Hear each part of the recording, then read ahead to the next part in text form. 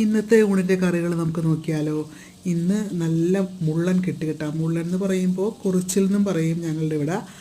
മുള്ളുള്ള മീനാണ്, പക്ഷേ നല്ല ടേസ്റ്റുള്ള മീനാണ്. ഈ മഴക്കാലത്ത് കിട്ടുന്ന മുള്ളന് നല്ല രുചിയാണ്. അത് നന്നായിട്ട് തേങ്ങാപ്പാലൊക്കെ ഒഴിച്ച് പൊള്ളിച്ചെടുത്തു. നല്ല ടേസ്റ്റാണ് കേട്ടോ മുള്ളൻ തിളപ്പിച്ചെടുക്കുന്നത്. പിന്നെ ഇത് കൊഴുവയായിരുന്നു കേട്ടോ. കൊഴുവയും മാങ്ങയും കൂടി കറി വെച്ചതാണ്, തേങ്ങ അരച്ചിട്ട്.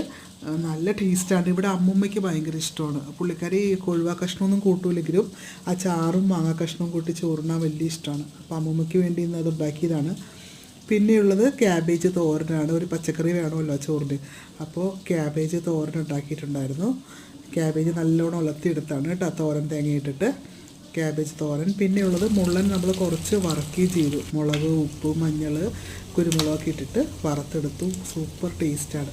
അപ്പോൾ ഇന്നത്തെ കറികൾ ഇതൊക്കെയായിരുന്നു കേട്ടോ.